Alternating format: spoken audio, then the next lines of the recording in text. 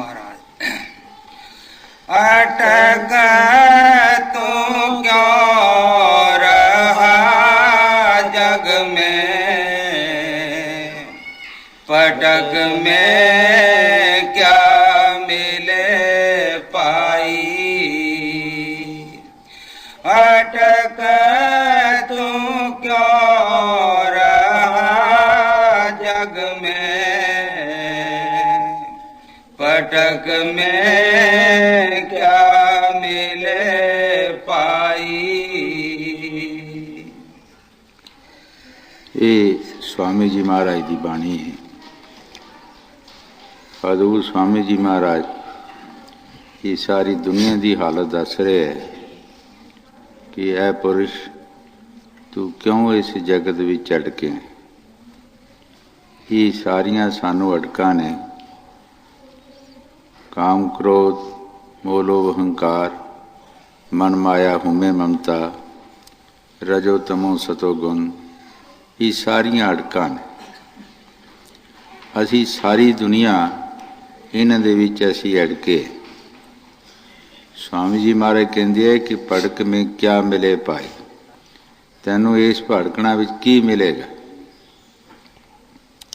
और कोई भी ऐसा दुनिया का बशर नहीं कि जेड़ा इन्हां च अटकिया नहीं। कोई किसी ख्याल विच अटक गया, कोई किसी ख्याल। हजूर कई बार फरमाउंदे हुंदे सी, बहुत सारे जीव कई ऐसा सोचते है, जेड़े मुलाजम ने वो ये सोचते कि असी नौकरी करके पैसे कमा के फिर भजन करांगे। वो भी एक अड़क है। कई परिवार वाल देखते है कि परिवार दियां ब्याह शादियां करके फिर असी भजन करांगे। मकसद की कि कोई ना कोई चीज विच अड़के आया बंदा। और गुरु साहब जी फरमाउंदे है कि इस भड़कना च तैनू की मिलेगा, ये कुछ नहीं मिलना। ये सानू अड़काण वाले हैगे, लेकिन सानू अगे तोड़न वाले नहीं। हजूर जिन्हां दा ये दरबार है, कई बार अपनी साखी सुनाउंदे हुंदे सी। संतां दे तजर्बे है। इथों तक कहते होंदे सी कि जदों असी सेवा ते जांदे होंदे सी ते असी आवाज़ दे देनी भी असी चले, असी खड़े नहीं होना। बहुत सारे लोग इस चीज़ अड़का लेंदे, ठहर जो चलते हैं। ये भी एक अड़का है। कहते असी आवाज़ देंदे रहे हैं कि असी बई चले आ जाओ, असी खड़े नहीं होना। किसी दे आखे जे कोई कहे कि ठहर जाओ, असी नहीं खलोना। ये भी बड़ा फर्क है। ये भी संतां दे तजर्बे है। ठहरने विच पता नहीं की विघन पै जाए। बाणी संतां ते घटदी है, संतां दी बाणी संतां ते ही घटदी है। साध को मिलन जाइए साथ ना लीजिए कोई, पिछे पाँव ना दीजिए अगे होए तो होए। वो पिछे पैर नहीं सी देंदे। वो जद भी घरों तुरदे सी इथों ते अगे अपने मालिक वाल ध्यान करते सी। उन्हां दी टिकट की अगे लगी हुंदी सी। ये अपनियां कई बार कथा कहानियां सुनाउंदे हुंदे सी कि असी कदी भी किसी दे आखे खड़े नहीं होए, असी आवाज़ दे देनी कि आओ असी चले। इस वास्ते स्वामी जी महाराज जो कुछ बाणी जी फरमा रहे ठीक फरमा रहे है कि सानू सारियां अड़कां ने।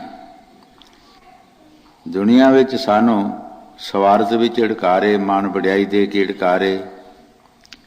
कोई ना कोई काम विच सानू परमार्थ विच ढा रहे। परमार्थ विच कमी हो रही है और दूसरे पासे सानू लगा रहे। लेकिन जेड़े महापुरख जिन्हां ने शब्द की कमाई की है, वो अड़के नहीं, वो किसी दे आखे नहीं लगे। लोग के अजाने मत्तां देंदे आशकां मत नहीं आवे, ਲੋਕ ਠੀਕ ਮਤਾਂ ਦਿੰਦੇ ਐ, ਲੇਕਿਨ ਆਸ਼ਕਾਂ ਨੂੰ ਮਤ ਕਿੱਥੋਂ ਆਵੇ? ਜਾਂ ਉਹ ਮਤ ਆਪਣੇ ਮਾਲਕ ਦੀ ਲੈਣ ਜਾਂ ਦੁਨੀਆ ਦੀ ਲੈਣ। ਇੱਕੋ ਹੀ ਮਤ ਆਉਂਦੀ। ਗੁਰੂ ਸਾਹਿਬ ਨੇ, ਜਿਨ੍ਹਾਂ ਦਾ ਇਹ ਦਰਬਾਰ ਹੈ, ਉਹਨਾਂ ਨੇ ਆਪਣੇ ਮੁਰਸ਼ਿਦ ਦੀ ਮਤ ਲਈ। ਜੋ ਉਹਨਾਂ ਦੱਸਿਆ ਸੋ ਕੀਤਾ। ਉਹਨਾਂ ਪਰਵਾਹ ਨਹੀਂ ਰੱਖੀ ਕਿਸੇ ਗੱਲ ਦੀ। ਹਾਂਜੀ।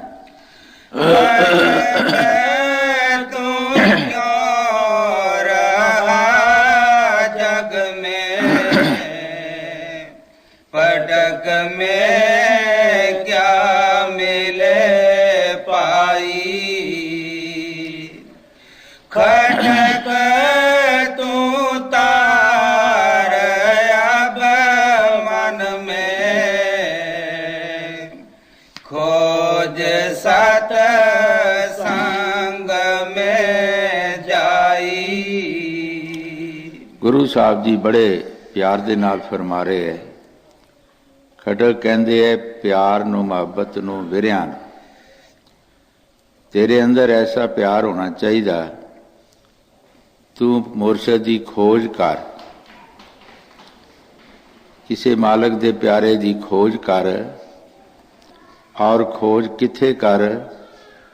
खोज सतसंग में जाए, किसी सत वाले महापुरखों की संगत कर। उन्हां दी संगत करके खोज। असी खोज तो रह गए। सारा काम असी करते हैं और बथेरे असी काम करते हैं, लेकिन इस चीज तो असी रह गए। इत्थे असी आके धोखा खा गए। करते असी सब कुछ हाँ, लेकिन ये वाक भी है, पछाण जिहड़ी है, ये खोज नहीं असी की। इस करके असी अधूरे साधुआं की संगत लैके अपनी जिंदगी नूं बर्बाद कर दिता। गुरु साहब जी जो बाणी च फरमा रहे, ठीक फरमा रहे। हाँ जी। खटक तू तार अब मन में, खोज सत संग में जाई। बिरह की आग जब पड़ के दूर कर जगत की खाई। गुरु साहब जी बड़े प्यार दे नाल फरमा रहे है, भाई जब तेरे अंदर वो मालिक दा प्यार आउंदा है, तू जगत दी दोस्ती दूर कर। हजरत बहु साहब ने बाणी च फरमाया है, सही तलाक दुनिया नू दईए जे बहु सद पछीवे। हजरत बहु साहब जी फरमाउंदे, जे मैनू कोई पूछे तो तलाक दे देनी चाहिए, तलक मुका देना चाहिए। स्वामी जी महाराज भी जो बाणी च फरमा रहे, ठीक फरमा रहे, क्योंकि संतां दी बाणी एको ही है। ठीक है, मुल्क दी भाषा, मुल्क के हिसाब नाल भाषा वक्री वक्री होएगी। कोई हिंदू है, मुसलमान है, लेकिन उन्हां दा ठिकाना एको ही, उन्हां दा निशाना जिहड़ा वो एक ही। गुरु साहब जी जो फरमा रहे, ठीक फरमा रहे। जब तेरे अंदर वो रबी प्यार आउंदा है, तो इस जगत की दोस्ती नूं मुका दे, और वो प्यार जिहड़ा है अपने मालिक के चरणों च लै जा। हजूर कई बार फरमाते हुंदे सी, क्योंकि उन्हां दे तजर्बे है। जिमीदार की मिसाल देंदे हुंदे सी। जिमीदार जदों अपनी जमीन विच पानी लगाउंदा है, सब तो पहला वो आड़ां नूं ठीक करदा है। उहदे तमाम काबूट विचों कढ़दा है, जो उहदे शेक होए हुंदे है वो भी बंद करदा है, और फिर वो पानी लगाउंदा है। वो पानी डायरैक्ट उहदी जमीन भी चला जाता है। अगर उस आड़ नूं जे ਸਾਫ਼ ਨਾ ਕਰੇ ਤੇ ਉਹਦੇ ਸੁਰਾਖ ਬੰਦ ਨਾ ਕਰੇ, ਉਹਦੀ ਜ਼ਮੀਨ 'ਚ ਪਾਣੀ ਨਹੀਂ ਜਾਂਦਾ। ਜਿਨ੍ਹਾਂ ਦੀਆਂ ਜ਼ਮੀਨਾਂ 'ਚ ਪਏਗਾ ਫਾਇਦਾ ਉਹਨਾਂ ਨੂੰ ਵੀ ਨਹੀਂ, ਔਰ ਲਾਉਣ ਵਾਲੇ ਨੂੰ ਵੀ ਫਾਇਦਾ ਨਹੀਂ।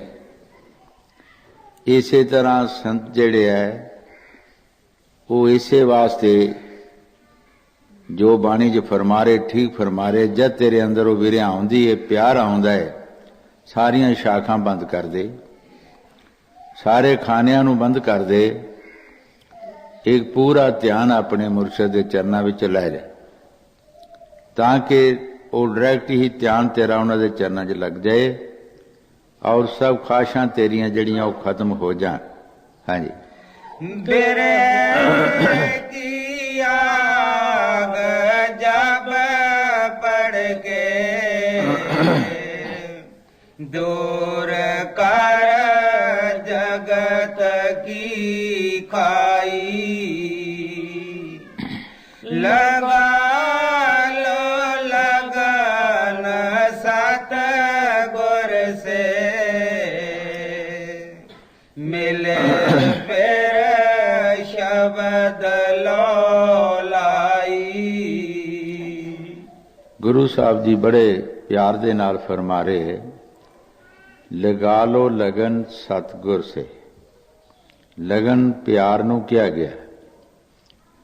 ਸਾਡੀ ਲਗਨ ਇੱਕ ਜਗ੍ਹਾ ਨਹੀਂ ਲੱਗੀ, ਹਜ਼ਾਰਾਂ ਜਗ੍ਹਾ ਤੇ ਸਾਡੀ ਲਗਨ ਲੱਗੀ।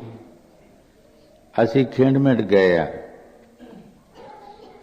ਗੁਰੂ ਸਾਹਿਬ ਜੀ ਫਰਮਾ ਰਹੇ ਹੈ ਕਿ ਤੂੰ ਸਾਰੀ ਲਗਨ ਸਤਿਗੁਰ ਦੇ ਨਾਲ ਲਗਾ ਦੇ, ਸਾਰੇ ਪਾਸਿਓਂ ਲਗਨ ਤੋੜ ਕੇ, ਪਿਆਰ ਤੋੜ ਕੇ ਇੱਕ ਸਤਿਗੁਰ ਨੂੰ ਲਗਾ ਦੇ। ਉਸ ਪਿਆਰ ਦੇ ਵਿੱਚੋਂ ਤੈਨੂੰ ਕੀ ਮਿਲੇਗਾ? ਗੁਰੂ ਸਾਹਿਬ ਜੀ ਨਿਰਣਾ ਕਰ ਰਹੇ ਹੈ, ਹਰ ਇੱਕ ਕੰਮ ਦੇ ਵਿੱਚੋਂ ਕੋਈ ਨਾ ਕੋਈ ਫਾਇਦਾ ਮਿਲਦਾ ਹੈ। ਜੋ ਦੁਨੀਆ ਦਾ ਪਿਆਰ ਹੈ ਉਹਦੇ ਵਿੱਚੋਂ ਵੀ ਸਾਨੂੰ ਜੋ ਮਿਲਦਾ ਹੈ ਉਹ ਆਮ ਲੋਕਾਂ ਨੂੰ ਪਤਾ ਹੀ ਹੈ। ਜੋ ਪਰਮਾਰਥੀ ਪਿਆਰ ਵਿੱਚੋਂ ਮਿਲਦਾ ਹੈ ਉਹ ਵੀ ਆਮ ਪਤਾ ਹੈ ਕਿ ਉਹਦਾ ਕੀ ਫਾਇਦਾ ਹੁੰਦਾ ਹੈ। ਆਮ ਦੁਨੀਆ ਦਾ ਪਿਆਰ ਸਾਨੂੰ ਇੱਥੇ ਦੁਨੀਆ 'ਚ ਗਰਕ ਕਰ ਦੇਗਾ।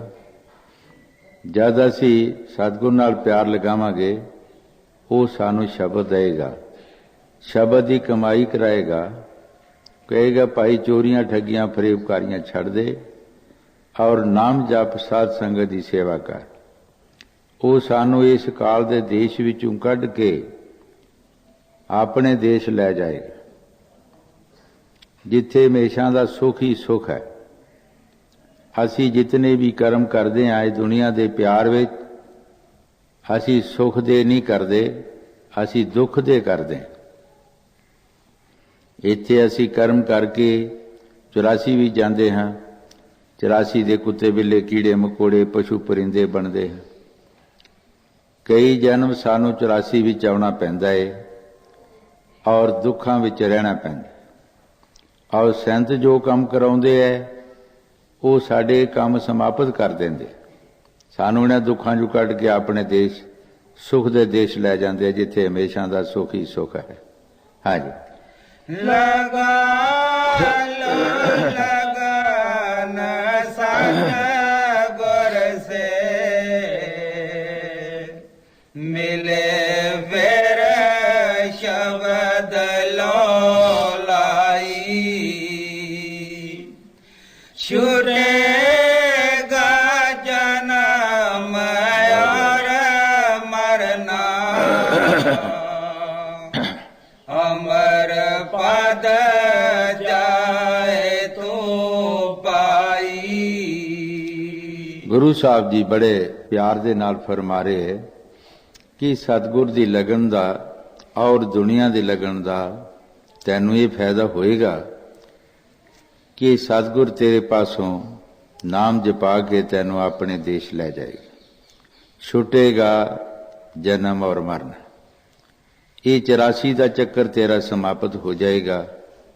ਬਾਰੰਬਾਰ ਤੂੰ ਜਨਮਦਾ ਔਰ ਮਰਦਾ ਹੈ, ਇਹ ਜਨਮ ਤੇਰੇ ਸਮਾਪਤ ਹੋ ਜਾਣਗੇ, ਸਤਿਗੁਰ ਆਪਣੇ ਦੇਸ਼ ਲੈ ਜਾਏਗਾ। ਇਹ ਫਾਇਦਾ ਸਤਿਗੁਰ ਦੀ ਲਗਨ ਦਾ ਹੋਏਗਾ। ਅਗਰ ਅਸੀਂ ਦੁਨੀਆ 'ਚ ਲਗਨ ਲਗਾਉਂਦੇ ਹਾਂ ਤਾਂ ਸਾਨੂੰ ਕਰਮ ਕਰਕੇ 84 ਵਿੱਚ ਜਾਣਾ ਪਏਗਾ। 84 ਦੇ ਕੁੱਤੇ ਬਿੱਲੇ ਕੀੜੇ ਮਕੌੜੇ ਪਸ਼ੂ ਪਰਿੰਦੇ ਸਾਨੂੰ ਬਣਨਾ ਪਏਗਾ। ਇਹ ਹਾਲਤ ਸਾਡੀ ਹੋ ਜਾਏਗੀ। ਹਾਂਜੀ। ਛੁਟੇਗਾ ਨਾਮ ਔਰ ਮਰਨਾ, ਅਮਰ ਪਦ ਜਾਏ ਤੋ ਪਾਈ। ਭਾਗ ਤੇਰਾ ਜਗੇ ਸੋਤਾ, ਨਾਮ ਔਰ ਤਾਮ ਮਿਲ ਜਾਈ। ਗੁਰੂ ਸਾਹਿਬ ਜੀ ਬੜੇ ਪਿਆਰ ਦੇ ਨਾਲ ਫਰਮਾ ਰਹੇ, ਭਾਈ ਤੇਰਾ ਭਾਗ ਸੁੱਤਾ ਹੈ, ਸੁੱਤਾ ਭਾਗ ਤੇਰਾ ਜਾਗ ਪਏਗਾ। ਜਦੋਂ ਬੰਦੇ ਦੇ ਭਾਗ ਜਾਗ ਪੈਂਦੇ ਹੈ ਤੇ ਇਸ ਨੂੰ ਰਾਹ ਚਲਦਿਆਂ ਵੀ ਫਾਇਦੇ ਹੁੰਦੇ ਜਾਂਦੇ।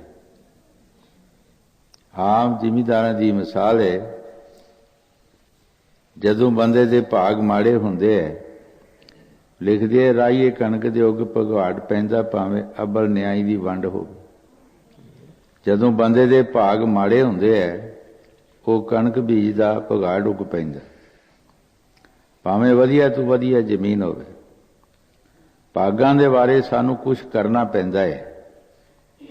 ਇਹ ਨਹੀਂ ਕਿ ਭਾਗ ਕੋਈ ਗੱਲਾਂ ਬਾਤਾਂ ਨਾਲ ਬਣ ਜਾਂਦੇ ਹੈ। ਅਸੀਂ ਆਪਣੇ ਭਾਗ ਅੱਛੇ ਵੀ ਬਣਾ ਸਕਦੇ ਹਾਂ ਔਰ ਗਲਤ ਵੀ ਬਣਾ ਸਕਦੇ ਹਾਂ।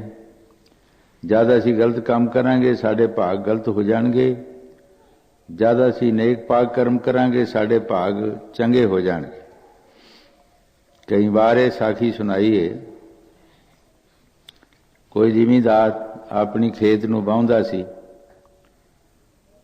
ਪਰ 6 ਮਹੀਨੇ ਉਸ ਦੇ ਘਰ ਦਾ ਖਰਚਾ ਨਹੀਂ ਸੀ ਪੂਰਾ ਹੁੰਦਾ। ਕਦੀ ਪਸ਼ੂ ਮਰ ਜਾਣੇ, ਕਦੀ ਫਸਲ ਸੁੱਕ ਜਾਣਾ, ਇਸੇ ਤਰ੍ਹਾਂ ਬਹੁਤ ਸਾਰੀ ਗਰੀਬੀ ਰਹਿੰਦੀ ਸੀ। ਕੋਈ ਫਕੀਰ ਕੋਲੋਂ ਦੀ ਲੰਘ ਰਿਹਾ ਸੀ, ਉਸ ਨੇ ਦੇਖਿਆ ਤੇ ਕਿਹਾ, ਤੇਰੇ ਤੇ ਭਾਈ ਭਾਗ ਸੁੱਤਿਆ, ਤੂੰ ਜ਼ਮੀਨ ਕਾਹਦੇ ਵਾਸਤੇ ਵਾਹੁੰਦਾ? ਉਸ ਨੇ ਸੁਣ ਲਿਆ। ਉਸ ਫਕੀਰ ਦੇ ਅੱਗੇ ਆ ਕੇ ਬੇਨਤੀ ਕੀਤੀ, ਮਹਾਰਾਜ ਮੇਰੇ ਭਾਗ ਕਿੱਥੇ ਸੁੱਤੇ ਹੈ, ਮੈਨੂੰ ਦੱਸੋ। ਉਸਨੇ ਕਿਹਾ, 7 ਸਮੁੰਦਰਾਂ ਦੇ ਪਾਰ ਤੇਰੇ ਭਾਗ ਸੁੱਤੇ ਹੈ। ਸੋਚਿਆ, ਜੇ ਮੈਂ ਮਿਹਨਤ ਕਰਦਾ ਤਦ ਵੀ ਬਾਲ ਬੱਚਾ ਭੁੱਖਾ ਹੀ ਰਹਿੰਦਾ ਹੈ, ਰੱਜ ਕੇ ਰੋਟੀ ਨਹੀਂ ਮਿਲਦੀ, ਚਲੋ ਭਾਗਾਂ ਨੂੰ ਜਗਾਈਏ। ਤੁਰ ਪਿਆ। ਜਦੋਂ ਬੰਦਾ ਤੁਰ ਪਏ, ਉਹ ਜ਼ਰੂਰ ਕਦੀ ਨਾ ਕਦੀ ਪਹੁੰਚ ਜਾਂਦਾ ਹੈ। ਜਿਹੜਾ ਤੁਰ ਪੈਂਦਾ ਉਹ ਪਹੁੰਚ ਜਾਂਦਾ ਹੈ, ਜਿਹੜਾ ਤੁਰਦਾ ਨਹੀਂ ਉਹ ਪਹੁੰਚਦਾ ਨਹੀਂ। ਇਸੇ ਵਾਸਤੇ ਫਕੀਰ ਕਹਿੰਦੇ ਨੇ ਕਿ ਪਿੱਛੇ ਨਹੀਂ ਪੈਰ ਦੇਣਾ, ਅੱਗੇ ਹੋਵੇ ਤੇ ਹੋਵੇ, ਪਿੱਛੇ ਨਾ ਕਰੋ। ਜਦੋਂ ਪਿੱਛੇ ਪੈਰ ਕਰ ਦਿੱਤਾ ਫਿਰ ਵਿੱਚ ਪਾੜਾ ਪੈ ਜਾਏਗਾ, ਫਰਕ ਪੈ ਜਾਏਗਾ। ਤੁਰੀ ਜਾਓ, ਕਦੀ ਨਾ ਕਦੀ ਤੁਸੀਂ ਆਪਣੀ ਮੰਜ਼ਿਲੇ ਮਕਸੂਦ ਤੇ ਪਹੁੰਚ ਜਾਓਗੇ। ਘਰੋਂ ਤੁਰ ਪਿਆ, ਰਸਤੇ ਵਿੱਚ ਇੱਕ ਬੇਰ ਆਈ, ਉਹਦੇ ਥੱਲੇ ਬੈਠ ਗਿਆ। ਉਹਦੇ ਜੋ ਆਵਾਜ਼ ਆਈ ਕਿ ਭਾਈ ਸ਼ਖਸਾ ਤੂੰ ਕਿੱਥੇ ਚਲਿਆ ਹੈ? ਕਹਿੰਦਾ ਮੈਂ ਆਪਣੇ ਭਾਗਾਂ ਨੂੰ ਜਗਾਉਣ ਵਾਸਤੇ ਚੱਲਿਆ। ਆਵਾਜ਼ ਆਈ ਕਿ ਮੈਂ ਅੱਧੀ ਸੁੱਕੀ ਹਾਂ ਤੇ ਅੱਧੀ ਹਰੀ ਹਾਂ, ਮੇਰੇ ਵੱਲੋਂ ਵੀ ਪੁੱਛ ਆਵੀਂ ਕਿ ਮੈਂ ਕੀ ਕੋਈ ਪਾਪ ਕੀਤੇ, ਕੈਸੇ ਕਰਮ ਕੀਤੇ ਹੈ, ਮੈਂ ਅੱਧੀ ਸੁੱਕੀ ਅੱਧੀ ਹਰੀ। ਉੱਥੋਂ ਜਦ ਅੱਗੇ ਗਿਆ, ਇੱਕ ਬਹੁਤ ਖੂਬਸੂਰਤ ਘੋੜੀ ਪਾਖਰ ਉੱਤੇ ਪਈ। ਪੁੱਛਿਆ, ਭਾਈ ਸ਼ਖਸਾ ਤੂੰ ਕਿੱਥੇ ਚੱਲਿਆ? ਕਹਿੰਦਾ ਮੈਂ ਆਪਣੇ ਭਾਗਾਂ ਨੂੰ ਜਗਾਉਣ ਵਾਸਤੇ ਚੱਲਿਆ। ਮੇਰੇ ਵੱਲੋਂ ਪੁੱਛੀ ਕਿ ਮੇਰਾ ਕੋਈ ਮਾਲਕ ਨਹੀਂ। ਜਿਸ ਦਾ ਕੋਈ ਮਾਲਕ ਨਹੀਂ ਹੁੰਦਾ, ਉਹ ਭਾਵੇਂ ਚੰਗੀ ਚੀਜ਼ ਹੋਵੇ ਉਹ ਕਿਸੇ ਕੰਮ ਦੀ ਨਹੀਂ ਹੁੰਦੀ, ਉਹਦਾ ਕੋਈ ਕਦਰ ਨਹੀਂ ਹੁੰਦਾ। ਅੱਗੇ ਸਮੁੰਦਰ ਦਾ ਟਾਪੂ ਇੱਕ ਟੱਪਿਆ, ਇੱਕ ਮੱਛ ਨਿਕਲਿਆ। ਉਸ ਨੇ ਪੁੱਛਿਆ, ਭਾਈ ਤੂੰ ਕਿੱਥੇ ਚੱਲਿਆ ਹੈ? ਕਹਿੰਦਾ ਮੈਂ ਆਪਣੇ ਭਾਗਾਂ ਨੂੰ ਜਗਾਉਣ ਵਾਸਤੇ ਚੱਲਿਆ। ਕਹਿੰਦੇ ਮੇਰੇ ਵੱਲੋਂ ਵੀ ਪੁੱਛੀ, ਮੇਰੇ ਅੱਧੇ ਸਿਰ 'ਚ ਦਰਦ ਹੁੰਦੀ ਰਹਿੰਦੀ ਹੈ ਤੇ ਮੈਂ ਕੀ ਕਰਮ ਕੀਤਾ ਹੈ? चला गया। मकसद की कि उस मंजिल ते पहुंच गया। अगों आवाज आई कि जा भाई वापस चले जा, असी हुण जाग पाए। कहंदा कुछ सनेह ले लो थोड़े बहुते। दसो? कहंदे एक मास्टर ने सुनेहा दिता सी कि मेरे अद्धे सिर दर्द हुंदी है ते मैं की कर्म कीता है। उसने कहा जा उन्होंने कहो जाके जिहड़ा तेरे मूँह विच लाल है उन्होंने कढ़ दे, तेरी दर्द आपे चुक जाएगी। वो लाल तू ले लें, असी हुण जाग पाए हैं। एक घोड़ी ने भी सुनेहा दिता सी, कहंदे जा फड़ ले जाके तू मालक बन जा उहदा, असी जाग पाए हैं। जदों भाग जाग पैण तो फिर राह चलदिआं काम होंदे जांदे। एक वेर दे विचों आवाज़ आई सी कि मैं अद्धी सुक्की अद्धी हरी हाँ। कहंदे वो जिस पासे जिहड़ा पासा उहदा सुक्का है, जिहड़ी उधर जड़ गई है थले, उहदे थले 7 पातशाहियां दा खजाना है। जा किसी तरीके नाल पुट लै।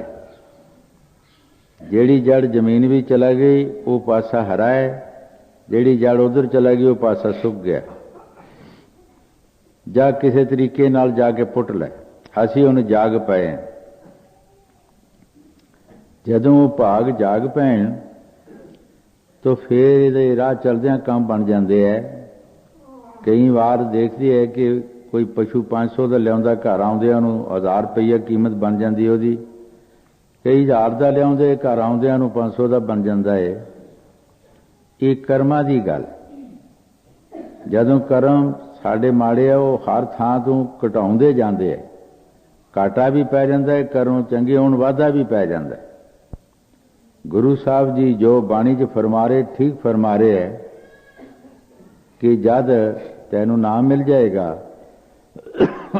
सतगुर मिल जाएगा, नाम मिल जाएगा, जब तू नाम जपेंगा तेरे भाग जागना शुरू हो जाएंगे। जिस तरह यसू मसीह ने बाणी च फरमाया, जेड़े मैनू याद करदे आ मैं उहनू याद करदा, जेड़ा मेरे नेड़े आउंदा मैं उहदे नेड़े जांदा हां। जद असी नाम जपांगे असी उस मालिक दे नज़दीक जावांगे तो कुछ वो मालिक साडे नज़दीक आएगा। साडा भाग जेड़ा है वो अच्छा बन जाएगा। साडा 84 का चक्कर कटिया जाएगा। असी अपने देश चले जावांगे जिथे हमेशा सुख ही सुख है। असी उस देश चले जावांगे। इत्थे सुख नहीं, इत्थे ते काल दा देश है। हजूर फरमाउंदे हुंदे सी इत्थे वाधा घाटा है, वंड च फर्क है। वंड दे विच फर्क है, इत्थे इस करके दुख है। जे वंड ठीक होवे फिर कोई दुख नहीं। हर एक चीज दुनिया दे विच है, कोई चीज का घाटा नहीं। एक पातशाह जी साखी हजूर फरमाउंदे हुंदे सी, कोई पातशाह तीर्थां नूं जा रिहा सी, उस दे नाल काफ़ी गाफला सी ते एक साधु भी रस्ते च मिल पिया ते उस साधु ने कहा, पातशाह अगे अर्ज की कि मैनू भी अपने गाफले विच रला लो ते मैं भी तुहाडे नाल जाके तीर्थां दी यात्रा करावांगा। उन्होंने कहा ठीक है तुसी भी तुर चलो, असी कोई सानू की तकलीफ है इस गल दी। पर साधु ने कहा मैं बेले नहीं रहना, मैनू कोई काम दसो, कोई सेवा दसो।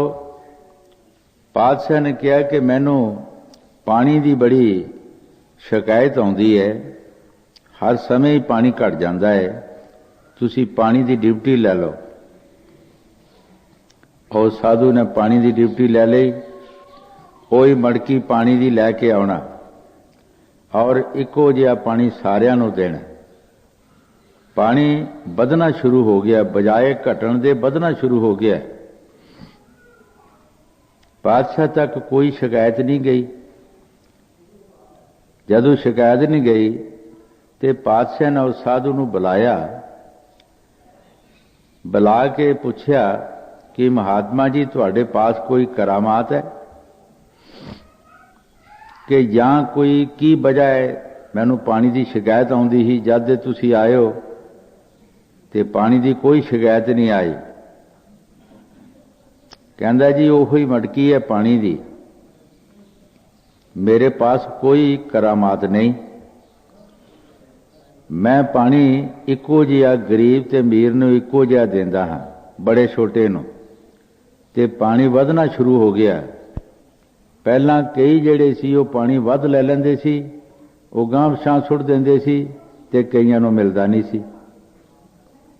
ਕਈ ਤੋਂ ਵੱਧ ਲੈ ਕੇ ਤੇ ਉਸ ਨੂੰ ਗਾਂਹ ਪਿਛਾਂ ਸੁੱਟ ਦੇਣਾ ਤੇ ਕਈਆਂ ਨੂੰ ਮਿਲਦਾ ਨਹੀਂ ਸੀ, ਕਈਆਂ ਨੂੰ ਪੀਣ ਵਾਸਤੇ ਵੀ ਨਹੀਂ ਸੀ ਮਿਲਦਾ ਤੇ ਕਈ ਐਵੇਂ ਹੀ ਡੋਲੀ ਜਾਂਦੇ ਸੀ। ਵੰਡ ਵਿੱਚ ਫਰਕ ਸੀ। ਸੋ ਇਸ ਤਰ੍ਹਾਂ ਇਸ ਦੇਸ਼ ਵਿੱਚ ਵੰਡ ਵਿੱਚ ਫਰਕ ਹੈ, ਇਸ ਕਰਕੇ ਸਾਨੂੰ ਇੱਥੇ ਸੁੱਖ ਨਹੀਂ ਮਿਲਦਾ। ਜੇ ਵੰਡ 'ਚ ਸਹੀ ਵੰਡ ਹੋਵੇ ਤੇ ਇੱਥੇ ਸੁੱਖ ਹੀ ਸੁੱਖ ਹੈ, ਦੁੱਖ ਕੁਝ ਵੀ ਨਹੀਂ ਹੈਗਾ। ਲੇਕਿਨ ਉਹ ਵੰਡ 'ਚ ਫਰਕ ਹੈ। ਉਹ ਦੇਸ਼ ਜਿਹੜਾ ਸੰਤ ਮਹਾਂਪੁਰਖ ਫਰਮਾਉਂਦੇ ਹੈ, ਉੱਥੇ ਕੋਈ ਵੰਡ 'ਚ ਫਰਕ ਨਹੀਂ। ਉਹਦੇ ਗਰੀਬ ਜਾਵੇ, ਅਮੀਰ ਜਾਵੇ, ਕੋਈ ਵੀ ਜਾਵੇ, ਉਹਨੂੰ ਇੱਕੋ ਜਿਹਾ ਹਿੱਸਾ ਮਿਲ ਜਾਏਗਾ। ਜਿਸ ਤਰ੍ਹਾਂ ਨਾਮਦੇਵ ਮਹਾਰਾਜ ਜੀ ਨੇ ਬਾਣੀ 'ਚ ਫਰਮਾਇਆ ਹੈ, ਨਾਮ ਜਪ ਕੇ ਲੱਖਾਂ ਦਾ ਹੋ ਗਿਆ, ਕੀ ਛਿੰਬਾ ਅੱਧੀ ਦਮੜੀ ਦਾ। ਮੇਰਾ ਮੁੱਲ ਅੱਧੀ ਦਮੜੀ ਵੀ ਨਹੀਂ ਸੀ, ਮੈਂ ਨਾਮ ਜਪ ਕੇ ਲੱਖਾਂ ਦਾ ਹੋ ਗਿਆ। ਲੱਖਾਂ ਕੋਈ ਚੀਜ਼ ਨਹੀਂ। ਜਿਹਨਾਂ ਮਹਾਂਪੁਰਖਾਂ ਨੇ ਨਾਮ ਈਸ਼ਵਰ ਦੀ ਭਗਤੀ ਕਰ ਲਈ, ਉਹਨਾਂ ਦੇ ਅੱਗੇ ਲੱਖਾਂ ਦੀ ਕੋਈ ਬੁਕਤ ਨਹੀਂ। ਲੇਕਿਨ ਉਹਨਾਂ ਇੱਕ ਇਸ਼ਾਰਾ ਦਿੱਤਾ ਹੈ, ਉਸ ਦੇਸ਼ ਜਿੱਥੇ ਇੱਕੋ ਜਿਹੀ ਵੰਡ, ਇੱਕੋ ਜਿਹਾ ਹਿੱਸਾ ਉਹ ਪਰਮਾਤਮਾ ਦਿੰਦਾ ਹੈ। ਕੋਈ ਵਿਰਤਕਾ ਨਹੀਂ ਕਿਸੇ ਨਾਲ, ਨਾ ਹਿੰਦੂ ਨਾ ਮੁਸਲਮਾਨ, ਨਾ ਉੱਥੇ ਆਲਮ ਫਾਜ਼ਲੇ ਨਾ ਪੜਿਆ ਹੈ ਨਾ ਪੜਿਆ ਹੈ, ਨਾ ਹੀ ਉੱਥੇ ਰਾਜਾ ਨਾ ਰਿਜਤ ਹੈ, ਨਾ ਉੱਥੇ ਮਾਰਨ ਵਾਲਾ ਨਾ ਮਰਨ ਵਾਲਾ ਹੈ। ਇੱਕੋ ਜਿਹਾ ਹਿੱਸਾ ਸਾਰਿਆਂ ਨੂੰ ਮਿਲਦਾ ਹੈ। ਉਸ ਦੇਸ਼ ਦਾ ਸੰਤ ਮਹਾਂਪੁਰਖ ਸਾਨੂੰ ਇਸ਼ਾਰਾ ਦਿੰਦੇ ਹੈ ਕਿ ਆਓ ਤੁਹਾਨੂੰ ਉਸ ਦੇਸ਼ ਜਾਣ ਦਾ ਤਰੀਕਾ ਦੱਸੀਏ ਕਿ ਕਿਸ ਤਰੀਕੇ ਨਾਲ ਤੁਸੀਂ ਜਾ ਸਕਦੇ ਹੋ, ਕਿਹੜੇ ਕੰਮ ਦੇ ਨਾਲ ਜਾ ਸਕਦੇ ਹੋ। ਹਰ ਮਜ਼ਹਬ ਦਾ, ਹਰ ਡਿਪਾਰਟਮੈਂਟ ਦਾ ਕੰਮ ਜਿਹੜਾ ਉਹ ਵੱਖਰਾ ਵੱਖਰਾ ਹੁੰਦਾ, ਅਲੱਗ-ਅਲੱਗ ਹੁੰਦਾ ਹੈ। ਤੋ ਇਹ ਜਿਹੜਾ ਈਸ਼ਵਰ ਦੇ ਮਿਲਣ ਦਾ ਡਿਪਾਰਟਮੈਂਟ ਹੈ, ਇਹਦਾ ਸਕੂਲ ਸੰਤਾਂ ਦੇ ਹੀ, ਸੰਤ ਹੀ ਇਹਦੇ ਟੀਚਰ ਹੁੰਦੇ ਹੈ ਤੇ ਉਹੋ ਹੀ ਸਾਨੂੰ ਦੱਸ ਸਕਦੇ ਹੈ ਰਾਹ ਰਸਤਾ। ਬਾਕੀ ਸਾਨੂੰ ਹੋਰ ਦੁਨੀਆ ਦੇ ਵਿੱਚੋਂ ਨਹੀਂ ਮਿਲ ਸਕਦਾ। ਦੁਨੀਆ ਤੋਂ ਰਸਤੇ ਜਿਹੜੇ ਮਿਲਦੇ ਹੈ ਉਹ ਠੀਕ ਦੁਨੀਆ ਦੇ ਨਾਲ ਹੀ ਮਿਲੇ ਚੁਲੇ ਜਾਂ ਦੁਨੀਆ ਦੇ ਕੰਮ ਕਾਜ ਕਰਨ ਵਾਸਤੇ ਹੀ ਮਿਲਦੇ ਹੈ। ਉਹ ਪਰਮਾਰਥ ਦਾ ਰਸਤਾ ਨਹੀਂ ਮਿਲ ਸਕਦਾ। ਜੋ ਗੁਰੂ ਸਾਹਿਬ ਦੀ ਬਾਣੀ 'ਚ ਫਰਮਾ ਰਹੇ, ਠੀਕ ਫਰਮਾ ਰਹੇ। ਹਾਂਜੀ, ਪਾਗ ਤੇਰਾ ਜਾਗੇ ਸੋਤਾ, ਨਾਮ ਔਰ ਤਾਮ ਮਿਲ ਜਾਈ। कहूँ क्या काल जीव सब खेर परमाई। ਗੁਰੂ ਸਾਹਿਬ ਜੀ ਬੜੇ ਪਿਆਰ ਦੇ ਨਾਲ ਫਰਮਾ ਰਹੇ ਹੈ ਕਿ ਮੈਂ ਕੀ ਕਮਾਂ, ਕਾਲ ਨੇ ਸਭ ਜੀਵਾਂ ਨੂੰ ਘੇਰਿਆ। ਹਜ਼ੂਰ ਕਈ ਵਾਰੇ ਫਰਮਾਉਂਦੇ ਹੁੰਦੇ ਸੀ ਕਿ ਜਦੋਂ ਮਹਾਂਪੁਰਖ ਸਤਿਪੁਰਸ਼ ਨੇ ਇੱਥੇ ਸੰਤਾਂ ਨੂੰ ਭੇਜਿਆ ਤੋ ਮਿੱਟੀ ਤੋਂ ਤਰਲੋਕੀ ਚੂ ਲੈਣੀ ਸੀ। ਤਰਲੋਕੀ ਨਾਥ ਨੇ ਕਿਹਾ ਕਿ ਮੈਂ ਤੇ ਹਰ ਇੱਕ ਜੀਵ ਨੂੰ ਕੰਮ ਲਾਇਆ ਹੈ, ਤੁਸੀਂ ਕੀ ਕਰਨਾ ਜਾ ਕੇ? ਤੁਹਾਡਾ ਉਪਦੇਸ਼ ਕੌਣ ਸੁਣੇਗਾ? ਕੋਈ ਜੀਵ ਦੁਨੀਆ ਦਾ ਐਸਾ ਨਹੀਂ ਕਿ ਜਿਸ ਨੂੰ ਮੈਂ ਵਿਹਲਾ ਰੱਖਿਆ ਹੈ। ਮੈਂ ਸਾਰਿਆਂ ਨੂੰ ਕੰਮ ਲਗਾਇਆ, ਕਿਸੇ ਨੂੰ ਕਿਸੇ ਕੰਮ 'ਚ ਲਾਇਆ, ਕਿਸੇ ਨੂੰ ਕਿਸੇ ਕੰਮ 'ਚ ਲਾਇਆ ਹੈ, ਕੋਈ ਵਿਹਲਾ ਨਹੀਂ। ਤੋ ਸੰਤਾਂ ਨੇ ਬੜੀ ਮੁਸ਼ਕਲ ਉਥੋਂ ਦੇ ਲਈ ਦੁਨੀਆ ਵਿੱਚ ਆਏ। ਤੁਸੀਂ ਦੇਖਦੇ ਹੋ ਕਿ ਕਿਤਨੇ ਕੇ ਉਪਦੇਸ਼ ਉਹਨਾਂ ਦਾ ਸੁਣਦੇ ਹੈ। ਜਦ ਗੁਰੂ ਨਾਨਕ ਦੇਵ ਜੀ ਆਏ ਤਾਂ ਕੋਈ ਉਹਨਾਂ ਦੇ ਨਜ਼ਦੀਕ ਨਹੀਂ ਸੀ ਆਉਂਦਾ। ਉਹਨਾਂ ਨੇ ਇੱਕ ਮਰਦਾਨੇ ਨੂੰ ਕਿਸ ਵਾਸਤੇ ਰੱਖਿਆ ਸੀ? ਮਰਦਾਨੇ ਦੀ ਸੁਰ ਚੰਗੀ ਸੀ, ਰਵਾਬ ਵਜਾਉਂਦਾ ਸੀ, ਤੇ ਲੋਕੀ ਬਾਹਰਲੇ ਰਾਗਾਂ ਦੇ ਬਹੁਤ ਖੁਸ਼ ਹੁੰਦੇ ਐ। ਤੁਸੀਂ ਇੱਥੇ ਹੁਣ ਵੀ ਢੋਲ ਵੱਜਣ ਦਿਓ ਤੇ ਸਾਰਾ ਪਿੰਡ ਇਕੱਠਾ ਹੋ ਜਾਏਗਾ, ਤੇ ਲਾਗੇ ਦੇ ਪਿੰਡ ਵੀ ਆ ਜਾਣਗੇ। ਕੋਈ ਇਸ ਤਰ੍ਹਾਂ ਗਾਉਣ ਵਾਲੀ ਦਾ ਸੱਦਾ ਪੱਤਰ ਦਿਓ ਤੇ ਲੋਕੀ ਪਸ਼ੂਆਂ ਨੂੰ ਪੱਠੇ ਨਹੀਂ ਪਾਣਗੇ, ਪਾਣੀ ਨਹੀਂ ਪਿਲਾਉਣਗੇ, ਤੇ ਇਕੱਠੇ ਹੋ ਜਾਣਗੇ। ਕਿਰਾਏ ਭਾੜੇ, ਲੜਾਈਆਂ ਝਗੜੇ, ਕਈ ਕੁਛ ਕਰਕੇ ਇਕੱਠੇ ਹੋ ਜਾਂਦੇ ਐ। ਇਹ ਬਾਹਰਲੇ ਰਾਗਾਂ ਤੇ ਲੋਕੀ ਮਸਤ ਰਹਿੰਦੇ ਐ। ਜਦੋਂ ਮਰਦਾਨੇ ਨੇ ਰਬਾਬ ਵਜਾਉਣਾ, ਸ਼ਬਦ ਪੜ੍ਹਨੇ, ਲੋਕਾਂ ਨੇ ਕੁਛ ਇਕੱਠੇ ਹੋਣਾ, ਤੇ ਫਿਰ ਗੁਰੂ ਸਾਹਿਬ ਨੇ ਆਪਣਾ ਉਪਦੇਸ਼ ਸ਼ੁਰੂ ਕਰਨਾ। ਇਸ ਤਰ੍ਹਾਂ ਨਹੀਂ। ਕੋਈ ਵੀ ਸੰਤ ਮਹਾਂਪੁਰਖਾਂ ਦੇ ਬਾਰੇ ਤੁਸੀਂ ਦੇਖੋ ਕਿ ਕਿਤਨੇ ਕੁ ਆਉਂਦੇ ਹੈ ਪਰਮਾਰਥ ਵਿੱਚ, ਕਿਤਨੇ ਕੁ ਪਰਮਾਰਥ ਦਾ ਆ ਕੇ ਫਾਇਦਾ ਲੈਂਦੇ ਆ, ਕਿਤਨੇ ਕੁ ਉਹਦਾ ਸ਼ੌਕ ਰੱਖਦੇ ਹੈ। ਕਿਉਂਕਿ ਕਾਲ ਨੇ ਕਿਸੇ ਵੀ ਜੀਵ ਨੂੰ ਵਿਹਲਾ ਨਹੀਂ ਰੱਖਿਆ। ਕਿਸੇ ਨੂੰ ਕਿਸੇ ਜਗ੍ਹਾ ਤੇ ਫਸਾਇਆ, ਕਿਸੇ ਨੂੰ ਕਿਸੇ ਜਗ੍ਹਾ ਤੇ, ਜਿੱਥੇ ਜਿੱਥੇ ਵੀ ਉਹਨੂੰ ਫਸਾਇਆ ਉੱਥੇ ਹੀ ਉਹਨੂੰ ਇਹੀ ਉਪਦੇਸ਼ ਤੇ ਇਹੀ ਪ੍ਰੇਰਨਾ ਸੀ ਕਿ ਤੇਰੀ ਮੁਕਤੀ ਇੱਥੇ ਹੋਣੀ। ਰੱਬ ਹੀ ਇਹੋ ਹੀ ਹੈ। ਇਸ ਵਾਸਤੇ ਗੁਰੂ ਸਾਹਿਬ ਜੀ ਜੋ ਬਾਣੀ ਭਰਮ ਵਿੱਚ ਪਾਇਆ ਹੈ ਕਿ ਕੀ ਅਸੀਂ ਕਹੀਏ। ਇੱਕ ਪਾਸਿਓਂ ਜੀਵ ਨਿਕਲਦਾ, ਹਜ਼ਾਰਾਂ ਪਾਸੇ ਅੱਗੇ ਫਸਿਆ ਹੁੰਦਾ। ਹਜ਼ੂਰ ਦੇ ਇੱਕ ਬੜੇ ਪ੍ਰੇਮੀ ਸੀ ਜਿਹੜੇ ਕਿ ਬਹੁਤ ਹੀ ਨਿਕਟ ਵਰਤੀ ਸਨ, ਸੇਵਾਦਾਰ ਸਨ। ਉਹਨਾਂ ਦੇ ਘਰ ਹਜ਼ੂਰ ਗਏ ਤੇ ਉਹਨਾਂ ਨੇ ਇੱਕ ਚੀਜ਼ ਹੋਰ ਵੀ ਰੱਖੀ ਸੀ। ਹਜ਼ੂਰ ਨੇ ਇਹਦਾ ਸੋਟੀ ਨਾਲੋਂ ਪਰਦਾ ਪਰਾਂ ਕੀਤਾ, ਕਹਿਣ ਲੱਗੇ ਅੱਛਾ ਇੱਦਾਂ ਹੀ ਕਿ ਅੱਛਾ ਇਹ ਵੀ ਕੰਮ ਕਰਦੇ ਹੁੰਦੇ ਹੋ ਹੈ। ਯਕੀਨ ਨਹੀਂ, ਵਿਸ਼ਵਾਸ ਨਹੀਂ ਸੰਤਾਂ ਮਹਾਂਪੁਰਖਾਂ ਤੇ। ਇਸੇ ਵਾਸਤੇ ਪਲਟੂ ਸਾਹਿਬ ਨੇ ਵੀ ਬਾਣੀ 'ਚ ਫਰਮਾਇਆ ਹੈ, सतगुर सेवा छोड़कर पूजे पूत पताल, पूजे पूत पताल मुगे फिर पूते होई। ऐ पुरुष तू सतगुर जिंदा शक्ति दी सेवा छड़ के ते मड़ियां मसाना दी भूतां प्रेतां दी सेवा करदा है, उन्हां दी पूजा करदा है। जद तेरी मौत आउंदी है ते ओही प्रेत बन के जमदूत बन के आ जांदे है और तेरी रूह आत्मा नूं कढ के लै जांदे है। ਇਹ ਹਾਲਤ ਸਾਡੀ ਇੱਕ ਦਿਨ ਹੀ ਸਾਰਿਆਂ ਦੀ। ਹਜ਼ੂਰ ਦੇ ਵਕਤ ਅਜੇ ਵੀ ਜਿੱਥੇ ਪੂਜਾ ਹੋ ਰਹੀ ਹੈ, ਚੂਰਮੇ ਚੜ ਰਹੇ ਹੈ, ਮੇਲੇ ਲੱਗ ਰਹੇ ਹੈ, ਉਹ ਭੂਤ ਬਣੇ ਹੈ, ਉਹ ਧੱਕੇ ਖਾ ਰਹੇ ਹੈ। ਲੇਕਿਨ ਉਸ ਜਗ੍ਹਾ ਤੇ ਮਾਨਤਾ ਹੋ ਰਹੀ ਹੈ। ਇਹ ਜੋ ਸੰਤਾਂ ਨੇ ਬਾਣੀ 'ਚ ਦੱਸਿਆ ਠੀਕ ਹੈ, ਅੰਨ੍ਹਾ ਸੰਸਾਰ ਹੈ, ਅੰਨਾ ਹੀ ਵਰਤਾਰਾ ਹੈ ਇਸ ਦਾ। ਇਹਨੂੰ ਕੋਈ ਸੂਝ ਬੂਝ ਨਹੀਂ। ਸੰਤ ਮਹਾਂਪੁਰਖ ਇਹਨੂੰ ਸਮਝਾਉਂਦੇ ਹੈ, ਇਹ ਉਹਨਾਂ ਦੇ ਆਖੇ ਨਹੀਂ ਲੱਗਦਾ। ਇਹ ਕਹਿੰਦਾ ਹੈ ਕਿ ਪਰਮਾ ਤੋਂ ਚਲੇ ਆਏ ਕੰਮ ਜਿਹੜੇ ਉਹ ਹੀ ਸੱਚੇ ਹੈਗੇ। ਜੋ ਸੰਤ ਮਹਾਂਪੁਰਖ ਦੱਸਦੇ ਹੈ, ਇਹ ਇੱਕ ਨਵਾਂ ਸਾਨੂੰ ਦੱਸਦੇ ਹੈ ਕਿ ਜਿਹੜੇ ਪਰਮਾ ਤੋਂ ਚਲੇ ਆਏ ਉਹ ਹੀ ਠੀਕ ਨੇ। ਹਜ਼ੂਰ ਦੇ ਪਾਸ ਇੱਕ ਪ੍ਰੇਮੀ ਗਿਆ ਮਹਾਰਾਜ ਬਾਬਾ ਸੋਹਣ ਸਿੰਘ ਦੇ ਪਾਸ ਤੇ ਕਹਿਣ ਲੱਗਾ ਕਿ ਮੈਨੂੰ ਪੁਰਾਣਾ ਨਾਮ ਦਿਓ, ਮੈਂ ਨਵਾਂ ਨਾਮ ਨਹੀਂ ਲੈਣਾ। ਜੇ ਤੁਸੀਂ ਨਾਮ ਦੇਣਾ ਹੈ ਤੇ ਮੈਨੂੰ ਪੁਰਾਣਾ ਦਿਓ। ਹਜ਼ੂਰ ਕਹਿਣ ਲੱਗੇ ਮੂਰਖਾ, ਸਰੀਰ ਤੇਰਾ ਨਵਾਂ, ਕੱਪੜੇ ਨਵੇਂ ਪਾਉਂਦਾ ਹੈ, ਰੋਟੀ ਨਵੀਂ ਖਾਂਦਾ ਹੈ, ਮਕਾਨ ਤੇਰੇ ਨਵੇਂ, ਕੀ ਪਤਾ ਤੂੰ ਕਿੱਥੇ ਕਿੱਥੇ ਫਿਰ ਕੇ ਆਇਆ, ਕਿਹੜੇ ਮਕਾਨਾਂ 'ਚ ਫਿਰ ਕੇ ਆਇਆ। ਹਰ ਇੱਕ ਚੀਜ਼ ਤੂੰ ਨਵੀਂ ਵਰਤਦਾ ਹੈ ਤੇ ਨਾਮ ਪੁਰਾਣਾ। ਨਾਮ ਵੀ ਨਵਾਂ ਹੀ ਹੈ, ਦੇਹ ਦੇ ਮੁਤਾਬਕ, ਸਮੇਂ ਦੇ ਮੁਤਾਬਕ। ਬੇਮੌਸਮੇ ਬੀਜ ਬੀਜਣੇ ਉਹਨਾਂ ਦਾ ਕੋਈ ਫਾਇਦਾ ਨਹੀਂ। ਮੌਸਮ ਦੇ ਮੁਤਾਬਕ ਬੀਜ ਬੀਜਿਆ ਜਾਏ ਤੇ ਉਸ ਦਾ ਫਾਇਦਾ ਹੁੰਦਾ ਹੈ। ਜਦ ਅਸੀਂ ਹੁਣ ਕਣਕ ਬੀਜੀ ਹੈ ਤੇ ਜੇ ਝੋਨਾ ਲਾਂਦੇ ਤੇ ਕੀ ਵੱਢਣਾ ਸੀ ਅਸੀਂ? ਹੁਣ ਤਾਂ ਕਣਕ ਦਾ ਮੌਸਮ ਹੈ। ਜਦੋਂ ਝੋਨੇ ਦਾ ਮੌਸਮ ਹੈ ਉਸ ਵਕਤ ਅਸੀਂ ਕਣਕ ਨਹੀਂ ਬੀਜ ਸਕਦੇ, ਤੇ ਜੇ ਇਰਾਦਾ ਕਰੀਏ ਅਸੀਂ ਕਣਕ ਬੀਜਣ ਦਾ ਤੇ ਅਸੀਂ ਕੀ ਖਾਵਾਂਗੇ? ਸੰਤ ਸਾਨੂੰ ਮੌਸਮ ਦਾ ਕੰਮ ਦੱਸਦੇ ਹੈ ਕਿ ਜਿਹੜਾ ਮੌਸਮ ਦਾ ਬੀਜ ਬੀਜਣਾ ਹੈ ਉਹਦੇ ਵਿੱਚੋਂ ਫਾਇਦਾ ਹੁੰਦਾ ਹੈ। ਅਸੀਂ ਬੇਮੌਸਮੇ ਬੀਜ ਬੀਜਦੇ ਹਾਂ, ਉਹਨਾਂ ਦਾ ਕੋਈ ਫਾਇਦਾ ਹੀ ਨਹੀਂ। ਹਾਂਜੀ ਕਹੋ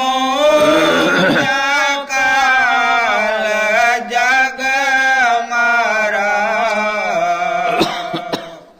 ਜੀਵ ਸਭ ਕੇਰ ਪਰਮਾਈ ਨਹੀਂ ਕੋਈ ਮੌਤ ਸੇ ਡਰਤਾ खौफ जम का नहीं लाई।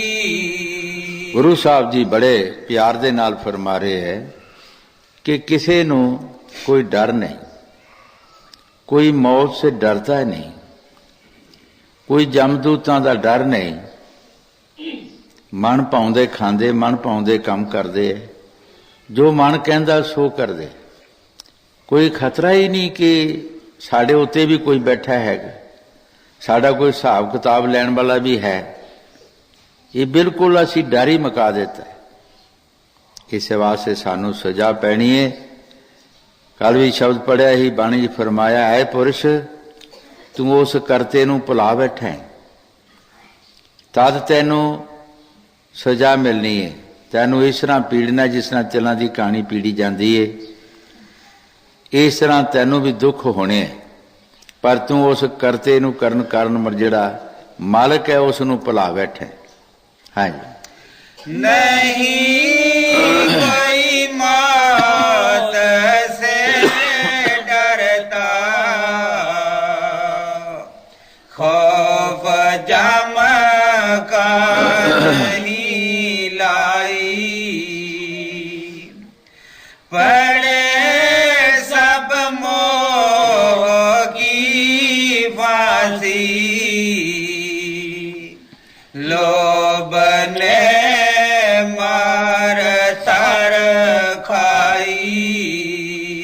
ਗੁਰੂ ਸਾਹਿਬ ਜੀ ਬੜੇ ਪਿਆਰ ਦੇ ਨਾਲ ਫਰਮਾ ਰਹੇ ਹੈ, ਸਭ ਦੁਨੀਆ ਮੋਹ ਦੀ ਫਾਂਸੀ 'ਚ ਫਸੀ। ਮੋਹ ਨੇ ਇਸ ਨੂੰ ਖਾ ਲਿਆ। ਅਸੀਂ ਮੋਹ ਕਰਕੇ ਦੁਨੀਆ ਵਿੱਚ ਖੋਟੇ ਕਰਮ ਕਰਦੇ ਹਾਂ, ਉਹੀ ਕਰਮ ਸਾਡੇ ਦੁੱਖ ਬਣ ਜਾਂਦੇ ਹੈ। ਇੱਕ ਨਹੀਂ, ਮੋਹ ਪਸ਼ੂਆਂ ਨੂੰ ਵੀ ਪੈ ਜਾਂਦਾ ਹੈ, ਮੋਹ ਕੀੜਿਆਂ ਮਕੌੜਿਆਂ ਨੂੰ ਵੀ ਪੈ ਜਾਂਦਾ ਹੈ। ਹਰ ਜੀਵ ਜਿਹੜਾ ਉਸ ਨੂੰ ਮੋਹ ਨੇ ਖਾ ਲਿਆ। ਕਈ ਵਾਰ ਦੇਖਿਆ ਕਿ ਕਿਸੇ ਪਸ਼ੂ ਦਾ ਬੱਚਾ ਮਰ ਜਾਂਦਾ ਹੈ, ਉਹ ਘਾਹ ਨਹੀਂ ਖਾਂਦਾ, ਮਾਲਕ ਨੂੰ ਦੁੱਧ ਨਹੀਂ ਦਿੰਦਾ, ਤੇ ਕਈ ਵਾਰ ਤੁਸੀਂ ਦੇਖਿਆ ਹੋਵੇਗਾ ਉਹਦੀ ਅੱਖਾਂ 'ਚੋਂ ਪਾਣੀ ਵਗਦਾ, ਉਹ ਵੀ ਉਸ ਮੋਹ ਨੂੰ ਰੋਂਦਾ ਹੈ।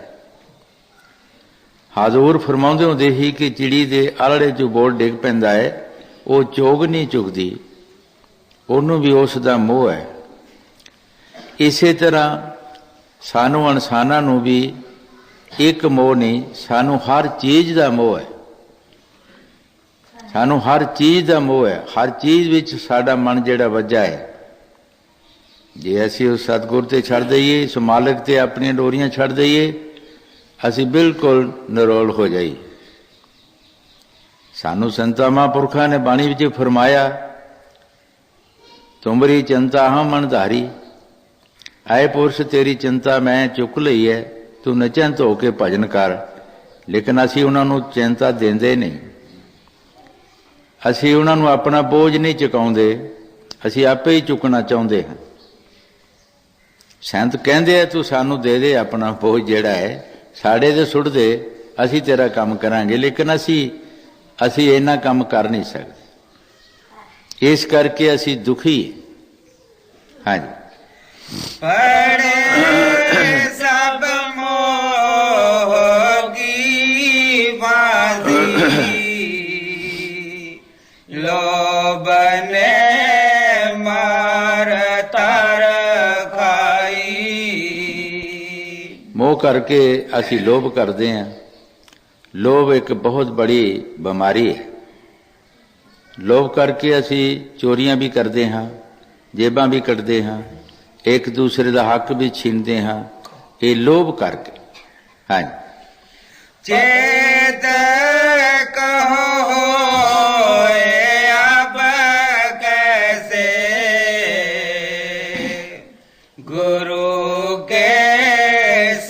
संग नहीं ताई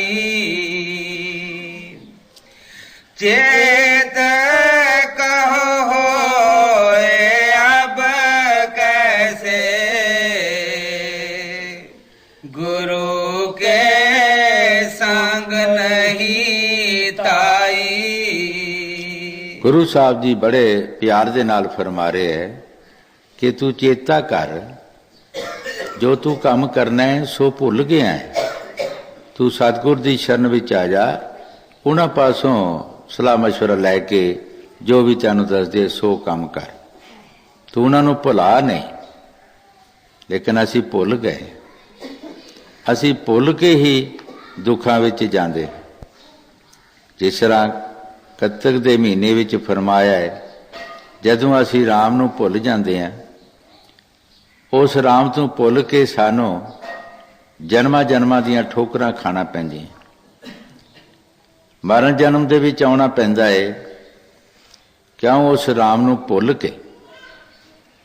ਜੇ ਅਸੀਂ ਉਸ ਪਰਮਾਤਮਾ ਨੂੰ ਯਾਦ ਰੱਖੀਏ ਜਿਸ ਨੇ ਸਭ ਕੁਝ ਸਾਨੂੰ ਬਖਸ਼ਿਸ਼ ਕੀਤਾ ਹੈ ਔਰ ਸਾਡੇ ਇਸ ਸਰੀਰ ਵਾਸਤੇ ਆਉਣ ਤੋਂ ਪਹਿਲਾਂ ਹੀ ਸਭ ਕੁਝ ਪੈਦਾ ਕੀਤਾ ਹੈ, ਅਸੀਂ ਉਹਨੂੰ ਭੁਲਾ ਦਿੱਤਾ ਹੈ। ਸਾਡਾ ਫਰਜ਼ ਸੀ ਅਸੀਂ ਉਸ ਨੂੰ ਯਾਦ ਰੱਖਦੇ ਔਰ ਉਹਦਾ ਸ਼ੁਕਰਾਨਾ ਕਰਦੇ, ਫਿਰ ਸਾਨੂੰ ਕੋਈ ਦੁੱਖ ਨਹੀਂ ਆ ਸਕਦਾ। ਲੇਕਿਨ ਅਸੀਂ ਉਹਨੂੰ ਭੁਲਾ ਦਿੱਤਾ ਹੈ। ਇਸ ਕਰਕੇ ਸਾਨੂੰ ਜਿਹੜੇ ਦੁੱਖ ਆਉਂਦੇ ਹੈ, ਮਹਾਰਾਜ ਤੀਸਰੀ ਪਾਤਸ਼ਾਹੀ ਲਿਖਿਆ ਹੈ, ਦੁੱਖ ਸੁੱਖ ਕਰਤੇ ਤੋਰ ਲਿਖ ਪਾਇਆ। ਸਾਡੇ ਦੁੱਖ ਜਾਂ ਸੁੱਖ ਜਿਹੜੇ ਆਉਣੇ ਹੈ ਉਹ ਤੁਰੋਂ ਕਰਤੇ ਨੇ ਜੋ ਲਿਖਿਆ। ਸੋ ਜਿਹੜੀਆਂ ਅਸੀਂ ਇੱਥੇ ਸਾਡੀਆਂ ਫੈਲਾਂ ਬਣ ਗਈਆਂ, ਕਰਮ ਕੀਤੇ, ਉਹ ਤੁਰ ਪਹੁੰਚ ਗਏ, ਉੱਥੋਂ ਫੈਸਲੇ ਹੋ ਕੇ ਥੱਲੇ ਆ ਜਾਂਦੇ, ਉਹੀ ਸਾਨੂੰ ਭੁਗਤਣਾ ਪੈਂਦੇ। ਹਾਂਜੀ। चेत कहो अब कैसे गुरु के संग नहीं ताई काम और क्रोध बिच बिच में जीव से पाड़ चुकवाई। ਗੁਰੂ ਸਾਹਿਬ ਜੀ ਬੜੇ ਪਿਆਰ ਦੇ ਨਾਲ ਫਰਮਾ ਰਹੇ ਹੈ ਕਿ ਇਸ ਨੂੰ ਪਤਾ ਨਹੀਂ ਕਿ ਕਿਹੜੇ ਕਰਮ, ਕਿਹੜੇ ਪਹਾੜ ਬਣ ਰਹੇ ਹੈ ਤੇ ਕੀ ਹੋ ਰਿਹਾ ਹੈ। ਕਾਮ ਕ੍ਰੋਧ ਵਿੱਚੋਂ ਵਿੱਚ ਜੀਵ ਸੇ ਪਹਾੜ ਚੁਕਵਾਏ। ਕਿਸੇ ਜੀਵ ਨੂੰ ਜਦ ਕ੍ਰੋਧ ਆ ਜਾਂਦਾ ਹੈ ਤੇ ਉਹ ਐਸਾ ਕਰਮ ਕਰ ਦਿੰਦਾ ਹੈ ਕਿ ਉਸ ਨੂੰ 20 ਸਾਲ ਸਜ਼ਾ ਵਿੱਚ ਜੇਲ੍ਹਾਂ 'ਚ ਭੁਗਤਣਾ ਪੈਂਦਾ, ਦੁਖੀ ਹੋਣਾ ਪੈਂਦਾ ਹੈ। ਇਸੇ ਤਰ੍ਹਾਂ ਕਾਮ ਬਿਰਤੀ ਜਦ ਆ ਗਈ, ਤੁਸੀਂ ਦੇਖਿਆ ਕਿ 88,000 ਵਰਸ ਤਪੱਸਿਆ ਜਿਸ ਰਿਸ਼ੀ ਨੇ ਕੀਤੀ, ਇੱਕ ਬਿਰਤੀ ਨੇ 88,000 ਵਰਸ ਤਪੱਸਿਆ ਬਰਬਾਦ ਕਰ ਦਿੱਤੀ। ਇਤਨਾ ਬੋਝ ਸਿਰ ਤੇ ਪੈ ਗਿਆ। ਕ੍ਰੋਧ ਨਾਲ ਕੋਈ ਐਸਾ ਕਰਮ ਕਰ ਦਿੰਦਾ, ਜੇਲ੍ਹਾਂ ਵਿੱਚ ਜਾਣਾ ਪੈਂਦਾ ਹੈ। ਇਹ ਗੁਰੂ ਸਾਹਿਬ ਜੀ ਜੋ ਬਾਣੀ 'ਚ ਫਰਮਾ ਰਹੇ, ਠੀਕ ਫਰਮਾ ਰਹੇ ਹੈ। ਇਹ ਸੰਤਾਂ ਦਾ ਜੋ ਨੁਕਤੇ ਹੈ, ਜੋ ਸਮਝਾਉਂਦੇ ਹੈ, ਸਾਨੂੰ ਉਹਨਾਂ ਦੇ ਬਚਨ ਆਪਣੇ ਕੰਨਾਂ 'ਚ ਪਾਣੇ ਚਾਹੀਦੇ ਹੈ ਤੇ ਇਹਨਾਂ ਤੋਂ ਵਕਤ ਸਿਰ ਫਾਇਦਾ ਲੈਣਾ ਚਾਹੀਦਾ। ਜਦੋਂ ਅਸੀਂ ਇਹਨਾਂ ਬਚਨਾਂ ਨੂੰ ਭੁਲਾ ਦਿੰਦੇ ਹਾਂ, ਫਿਰ ਅਸੀਂ ਦੁਖੀ ਹੁੰਦੇ, ਕਿਉਂਕਿ ਅਸੀਂ ਇਹਨਾਂ ਦੇ ਵਰਤਾਓ ਵਿੱਚ ਆ ਜਾਂਦੇ ਹਾਂ। ਫਿਰ ਇਹਨਾਂ ਦੇ ਦੁੱਖ ਵੀ ਸਾਨੂੰ ਆਉਣਾ ਸ਼ੁਰੂ ਹੋ ਜਾਂਦੇ। ਹਾਂਜੀ। काम क्रोध बिच बिच में जीव से पाड़ चुकवाई गुरु बिन कोई नहीं अपना जाल ये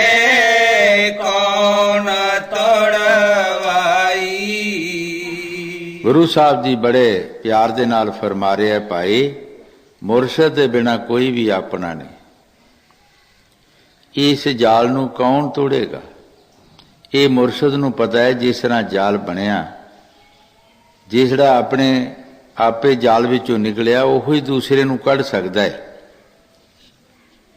ਜਿਹੜਾ ਆਪੇ ਜਾਲ ਵਿੱਚੋਂ ਨਹੀਂ ਨਿਕਲਿਆ ਉਹ ਦੂਸਰੇ ਨੂੰ ਕਿੱਦਾਂ ਕੱਢ ਸਕਦਾ? ਇਹ ਉਹਨਾਂ ਨੂੰ ਪਤਾ ਹੈ ਕਿ ਕਿਸ ਤਰ੍ਹਾਂ ਇਸ ਜਾਲ ਵਿੱਚੋਂ ਨਿਕਲਣਾ ਹੈ, ਕਿਹੜੀ ਜੁਗਤੀ ਦੇ ਨਾਲ ਨਿਕਲ ਸਕਦੇ ਹਾਂ। ਉਹ ਸੰਤ ਮਹਾਂਪੁਰਖ ਹੀ ਸਾਨੂੰ ਸਮਝਾਉਣਗੇ, ਅਸੀਂ ਉਸ ਤਰੀਕੇ ਨਾਲ ਚੱਲਾਂਗੇ, ਫਿਰ ਇਸ ਜਾਲ ਚੋਂ ਨਿਕਲ ਸਕਦੇ। ਆਪ ਤੁਸੀਂ ਕਿਸੇ ਵੀ ਬੰਦੇ ਨੂੰ ਪੁੱਛੋ ਕਿ ਭਾਈ ਤੂੰ ਮਿਲਿਆ ਨਹੀਂ, ਬਹੁਤ ਦੇਰ ਹੋਇਆ, ਤੋ ਸਧਾਰਨ ਹੀ ਕਹਿ ਦਿੰਦਾ ਹੈ ਕਿ ਮੈਂ ਬੜੇ ਜਾਲ ਵਿੱਚ ਫਸਿਆ। ਬਹੁਤ ਸਾਰੇ ਲੋਕੀ ਇਸ ਤਰ੍ਹਾਂ ਕਹਿ ਦਿੰਦੇ ਆ ਕਿ ਮੈਂ ਬੜੇ ਜਾਲ 'ਚ ਫਸਿਆ। ਉਹ ਠੀਕ ਜਾਲ ਵਿੱਚ ਫਸਿਆ ਹੁੰਦਾ ਹੈ, ਉਹ ਠੀਕ ਜੋ ਕਹਿੰਦਾ ਠੀਕ ਕਹਿੰਦਾ ਹੈਗਾ, ਲੇਕਿਨ ਉਹਨੂੰ ਨਿਕਲਣ ਦਾ ਪਤਾ ਨਹੀਂ। ਉਹ ਇਹ ਪਤਾ ਹੈ ਉਸ ਨੂੰ ਕਿ ਮੈਂ ਫਸਿਆ ਹੈਗਾ, ਨਿਕਲ ਨਹੀਂ ਸਕਦਾ, ਨਾ ਨਿਕਲਣ ਦੀ ਕੋਈ ਜੁਗਤੀ ਹੈਗੀ। ਹਾਂਜੀ, ਗੁਰੂ ਬਿਨ ਕੋਈ ਨਹੀਂ ਆਪਣਾ, ਜਾਲ ਇਹ ਕੌਣ ਤੋੜਵਾਈ, ਕੁਟੰਬ ਪਰਿਵਾਰ ਮਤਲਬ ਕਾ, ਬਿਨਾ ਤਨ ਪਾਸ ਨਹੀਂ ਆਈ। ਗੁਰੂ ਸਾਹਿਬ ਜੀ ਬੜੇ ਪਿਆਰ ਦੇ ਨਾਲ ਫਰਮਾ ਰਹੇ ਹੈ, ਕੁਟੰਬ ਪਰਿਵਾਰ ਸਭ ਵਿੱਚੇ ਆ ਗਏ, ਸੱਜਣ ਮਿੱਤਰ ਰਿਸ਼ਤੇਦਾਰ। ਗੁਰੂ ਸਾਹਿਬ ਜੀ ਫਰਮਾਉਂਦੇ ਹੈ ਕਿ ਬਿਨਾਂ ਧਨ ਦੇ ਕੋਈ ਵੀ ਪਾਸ ਨਹੀਂ ਆਉਂਦਾ। ਇਹ ਸਾਰੇ ਆਪਣੇ ਆਪਣੇ ਮਤਬਲ ਦੇ ਹੈ। ਹਜ਼ੂਰ ਕਈ ਬਾਰੇ ਸਾਖੀ ਸੁਣਾਉਂਦੇ ਹੁੰਦੇ ਸੀ। ਇੱਕ ਸ਼ਾਹੂਕਾਰ ਕੋਈ ਬਿਜ਼ਨਸ ਕਰਦਾ ਸੀ, ਤੇ ਬਿਜ਼ਨਸ ਦਾ ਜ਼ਰੂਰੀ ਨਹੀਂ ਕਿ ਹਮੇਸ਼ਾ ਹੀ ਕਾਇਮ ਰਹੇ, ਕਦੀ ਘਾਟਾ ਵੀ ਪੈ ਜਾਂਦਾ, ਕਦੀ ਵਾਧਾ ਹੋ ਜਾਂਦਾ ਹੈ। ਕੁਦਰਤੀ ਕਿਸੇ ਬਿਜ਼ਨਸ ਵਿੱਚੋਂ ਉਹਨੂੰ ਘਾਟਾ ਪੈ ਗਿਆ ਤੇ ਉਹ ਗਰੀਬ ਹੋ ਗਿਆ। ਜਦੋਂ ਵੀ ਉਹ ਆਪਣੀ ਮਾਸੀ ਦੇ ਘਰ ਜਾਂਦਾ ਹੁੰਦਾ ਸੀ, ਉਹ ਵੀ ਅੱਗੇ ਅਮੀਰ ਸੀ ਤੇ ਉਸ ਦੇ ਵੀ ਆਦਰ ਮਾਣ ਕਰਦੀ ਹੁੰਦੀ ਸੀ, ਸੇਵਾ ਕਰਦੀ ਸੀ। ਜਦੋਂ ਉਹ ਗਰੀਬ ਹੋ ਗਿਆ, ਆਪਣੀ ਮਾਸੀ ਦੇ ਘਰ ਗਿਆ ਤੇ ਮਾਸੀ ਨੇ ਡਿਉਢੀ ਤੋਂ ਅੱਗੇ ਨਹੀਂ ਲੰਘਣ ਦਿੱਤਾ, ਡਿਉਢੀ ਜੀ ਮਾਂਜਾ ਢਾ ਦਿੱਤਾ ਤੇ ਜਮਾਂ ਦੀਆਂ ਰੋਟੀਆਂ, ਅੰਬ ਦਾ ਚਾਰ ਦਿੱਤਾ। ਸੋਚਦਾ ਹੈ ਕਿ ਮੈਂ ਉਹੋ ਹੀ ਬੰਦਾ, ਮੈਂ ਉਹੋ ਹੀ ਹਾਂ ਕਿ ਮਾਸੀ ਮੇਰੇ ਬੜੇ ਆਦਰ ਮਾਣ ਕਰਦੀ ਰਹੀ ਹੈ, ਅੱਜ ਮੈਨੂੰ ਜਮਾਂ ਦੀ ਰੋਟੀ ਦੇ ਅੰਬ ਦਾ ਚਾਰ। ਕੁਦਰਤੀ ਕਿਤੇ ਉੱਥੇ ਰੰਭਾ ਪਿਆ ਸੀ, ਉਹਨੂੰ ਟੋਆ ਕੱਢਿਆ, ਉੱਥੇ ਦੱਬ ਦਿੱਤੀਆਂ ਰੋਟੀਆਂ ਤੇ ਚਲਿਆ ਆਇਆ। ਫਿਰ ਕੋਈ ਬਿਜ਼ਨਸ ਕੀਤਾ, ਉਹਦੇ ਵਿੱਚੋਂ ਵਾਧਾ ਹੋਇਆ, ਘੋੜੇ ਲੈ ਲਏ, ਨੌਕਰ ਲੈ ਲਏ, ਤੰਬੂ ਲੈ ਲਏ, ਕਾਫੀ ਅਮਲਾ ਫੈਲਾ ਇਕੱਠਾ ਕਰਕੇ ਫਿਰ ਮਾਸੀ ਨੂੰ ਮਿਲਣ ਵਾਸਤੇ ਗਿਆ। ਕਿਸੇ ਦੱਸਿਆ ਕਿ ਤੇਰਾ ਭਨੇਵਾ ਆ ਰਿਹਾ, ਕਿ ਬਹੁਤ ਅਮਲਾ ਫੈਲਾ ਉਸਦਾ। ਉਹਨੇ ਕਾਫੀ ਖਾਣੇ ਬਣਾਏ। ਉਸਨੇ ਆਪਣੇ ਨੌਕਰਾਂ ਚਾਕਰਾਂ ਨੂੰ ਕਿਹਾ ਕਿ ਮੈਂ ਤੁਹਾਨੂੰ ਕਹਿਣਾ ਹੈ ਕਿ ਤੁਸੀਂ ਖਾਓ, ਲੇਕਿਨ ਤੁਸੀਂ ਖਾਣਾ ਨਹੀਂ, ਤੁਸੀਂ ਚੁੱਪ ਕਰਕੇ ਬੈਠੇ ਰਹਿਣਾ। ਜਦੋਂ ਖਾਣੇ ਅੱਗੇ ਰੱਖੇ ਤਾਂ ਉਹ ਕਹਿੰਦਾ, ਖਾਓ ਮੇਰੇ ਘੋੜਿਓ, ਖਾਓ ਮੇਰੇ ਨੌਕਰੋ, ਖਾਓ ਮੇਰੇ ਤੰਬੂਓ। ਖਾਵੇ ਕੋਈ ਨਾ। ਉਹ ਮਾਸੀ ਨੇ ਕਿਹਾ ਵੀ ਇਹ ਖਾਂਦੇ ਨਹੀਂ ਕੋਈ ਵੀ, ਤੇ ਤੂੰ ਇਹ ਕੀ ਕਹਿਣਾ ਕਿ ਘੋੜਿਓ ਖਾਓ, ਤੰਬੂ ਖਾਓ। ਕਹਿੰਦਾ, ਮਾਸੀ ਇਹ ਖਾਣਾ ਮੇਰੇ ਘੋੜੇ ਤੰਬੂਆਂ ਨੂੰ ਤੇ ਨੌਕਰਾਂ ਨੂੰ ਹੈ, ਮੈਨੂੰ ਨਹੀਂ ਹੈ। ਮੈਂ ਜਦੋਂ ਕੱਲਾ ਤੇਰੇ ਪਾਸ ਆਇਆ ਸੀ, ਮੈਂ ਗਰੀਬ ਹੋ ਗਿਆ ਸੀ, ਤੂੰ ਮੈਨੂੰ ਜਮਾਂ ਦੀ ਰੋਟੀ, ਅੰਬ ਦਾ ਚਾਰ ਦਿੱਤਾ ਸੀ। ਉਹ ਅਜੇ ਵੀ ਮੇਰੇ ਖਿਆਲ ਉੱਥੇ ਦੱਬਿਆ, ਮੈਂ ਡਿਉਢੀ ਦੇ ਵਿੱਚ ਉੱਥੇ ਹੋਣਾ, ਪੁੱਟ ਕੇ ਦੇਖ ਲੈ। ਅੱਜ ਮੇਰੇ ਪਾਸ ਸਭ ਕੁਛ ਹੈ ਤੇ ਤੂੰ ਆ ਚੰਗੇ ਖਾਣੇ ਲਿਆਈ। ਸੋ ਜੋ ਕੁਛ ਵੀ ਗੁਰੂ ਸਾਹਿਬ ਜੀ ਬਾਣੀ 'ਚ ਫਰਮਾ ਰਹੇ, ਠੀਕ ਫਰਮਾ ਰਹੇ ਹੈ ਕਿ ਸੱਜਣ ਮਿੱਤਰ ਵੀ ਪੱਲੇ ਕੁਛ ਹੋਵੇ ਹੀ ਤੇ ਹੁੰਦੇ ਹੈ, ਤੇ ਪੱਲੇ ਨਾ ਕੁਛ ਹੋਵੇ ਤੇ ਸੱਜਣ ਮਿੱਤਰ ਵੀ ਕਿਸਕ ਜਾਂਦੇ, ਉਹ ਵੀ ਪਿੱਠ ਤੇ ਜਾਂਦੇ ਹੈ। ਜੋ ਗੁਰੂ ਸਾਹਿਬ ਜੀ ਬਾਣੀ 'ਚ ਫਰਮਾ ਰਹੇ, ਠੀਕ ਫਰਮਾ ਰਹੇ। ਹਾਂਜੀ, ਕੁਟੰਬ ਪਰਿਵਾਰ ਮਤਲਬ ਕਾ, बिना तन पास नहीं आई। कहाँ लग हो इस मन को, उन्हीं से मास नोचवाई। गुरु साहब जी बड़े प्यार दे नाल फरमा रहे है, इस मन का की अंदाजा लाइए, की दसीए। ये मास ही नच रहा है, ये मन कई कर्म करा रहा है, इस मन का कोई एतबार नहीं, इस मन का कोई विश्वास नहीं कि की कराएगा, की कर रहा हैगा, ते ना ही फकीर ने विश्वास किया हैगा। एक फकीर नूं एक कंजरी मिली, उसनों पूछया, महात्मा जी तुसी इस्त्री हो कि पुरुष हो? महात्मा चुप कर गया, कहंदा फिर दसांगा। फिर किधरे आई, पूछया, महात्मा जी तुसी इस्त्री हो कि पुरुष हो? तो फिर चुप कर गया, फिर कहंदा फिर दसांगा। कुदरती उस दिन समा आया सी, तो कंजरी भी मौके ते आ गई। पूछया, महात्मा जी तुसी इस्त्री हो कि पुरुष हो? कहंदा मैं पुरुष हाँ। कहंदे तू पहला क्यों नहीं दसिया? कहंदा मैनूं मन का कोई पता नहीं कि पुरुष रहन दिंदा या नहीं रहन दिंदा, ਇਹਦਾ कोई एतबार नहीं है। बड़े बड़ियां ने ਇਹਦਾ एतबार नहीं किया। हाँ जी। कहाँ लगता हो इस मन को, उन्हीं से मास नोचवाई। गुरु और साध कहे बाबेद, कहनयो न की न पत आई। गुरु साहब जी बड़े प्यार दे नाल फरमा रहे है, गुरु और साध कहे बहु तक।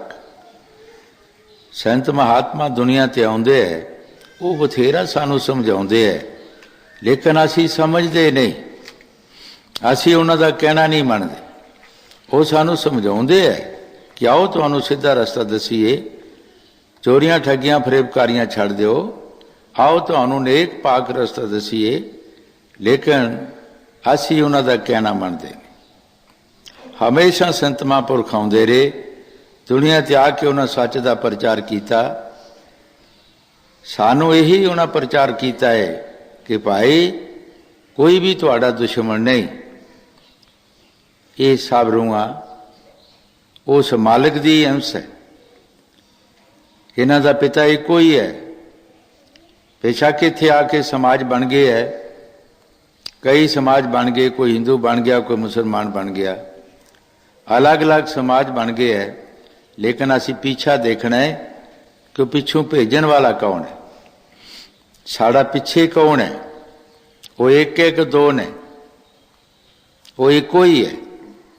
वही संत महापुरख आके सानू समझाउंदे है कि साडा मालिक, साडा माता पिता एक है।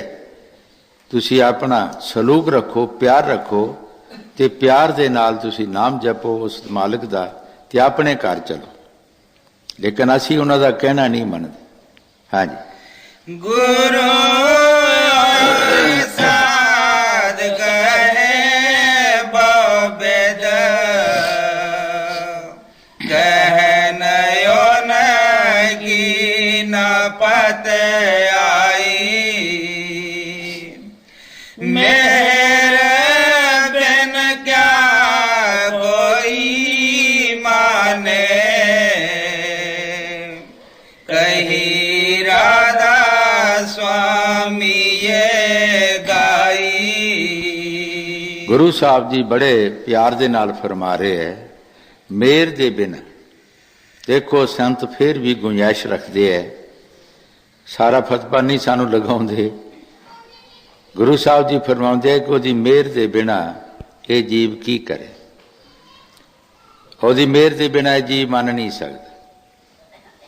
ओदी मेहर की जरूरत है, लेकिन असी ये सोचना है कि ओदी मेहर साडे ते किस तरह होएगी। ਕੰਮ ਦੇ ਮਨਸਰ ਸਭ ਕੁਝ ਹੈ। ਕੋਈ ਵੀ ਇਨਸਾਨ ਕੋਈ ਕੰਮ ਕਰਦਾ ਹੈ ਤਾਂ ਮਾਲਕ ਦੀ ਉਹਦੇ ਤੇ ਮਿਹਰ ਹੋਣਾ ਸ਼ੁਰੂ ਹੋ ਜਾਂਦੀ ਹੈ। ਕੋਈ ਦਰਖਤ ਲਗਾਉਂਦਾ ਹੈ, ਉਹਦੀ ਸੇਵਾ ਕਰਦਾ ਹੈ ਤੇ ਉਹਦੇ ਤੇ ਮਾਲਕ ਦੀ ਮਿਹਰ ਹੁੰਦੀ, ਉਹ ਦਰਖਤ ਨੂੰ ਫਲ ਲੱਗਦਾ ਹੈ। ਅਸੀਂ ਫਸਲ ਬੀਜਦੇ ਹਾਂ, ਮਿਹਨਤ ਕਰਦੇ ਹਾਂ ਤੇ ਮਾਲਕ ਦੀ ਮਿਹਰ ਹੁੰਦੀ ਹੈ, ਉਹ ਫਸਲ ਨੂੰ ਦਾਣੇ ਲੱਗਦੇ, ਹਜ਼ਾਰਾਂ ਉਹਦਾ ਫਾਇਦਾ ਲੈਂਦੇ ਹੈ। ਅਗਰ ਅਸੀਂ ਚੁੱਪ ਕਰਕੇ ਬੈਠ ਰਹੀਏ, ਕੁਛ ਵੀ ਨਾ ਕਰੀਏ ਤੇ ਮਿਹਰ ਕਾਹਦੀ ਹੋਏਗੀ? ਕੌਣ ਕਰੇਗਾ ਮਿਹਰ? ਜਦ ਅਸੀਂ ਸੰਤਾਂ ਮਹਾਂਪੁਰਖਾਂ ਦੇ ਕਹਿਣੇ ਮੁਤਾਬਕ ਚੱਲਣ ਦੀ ਕੋਸ਼ਿਸ਼ ਕਰਾਂਗੇ ਤਾਂ ਉਸ ਈਸ਼ਵਰ ਦੀ ਸਾਡੇ ਤੇ ਮਿਹਰ ਹੋਣਾ ਸ਼ੁਰੂ ਹੋ ਜਾਏਗੀ, ਉਸ ਮਾਲਕ ਦੀ ਮਿਹਰ ਹੋਣਾ ਸ਼ੁਰੂ ਹੋ ਜਾਏਗੀ। ਲੇਕਿਨ ਸਾਨੂੰ ਕੰਮ ਕਰਨਾ ਪਏਗਾ, ਉਸ ਮਿਹਰ ਦੇ ਰਸਤੇ ਪੈਣਾ ਪਏਗਾ ਕਿ ਉਹ ਮਿਹਰ ਕਿਸ ਤਰ੍ਹਾਂ ਹੁੰਦੀ ਹੈ, ਕਿਸ ਤਰੀਕੇ ਨਾਲ ਹੁੰਦੀ ਹੈ, ਕਿਹੜੇ ਕੰਮ ਨਾਲ ਹੁੰਦੀ ਹੈ, ਅਸੀਂ ਉਹ ਕੰਮ ਕਰੀਏ। ਹਾਂਜੀ। ਮਿਹਰ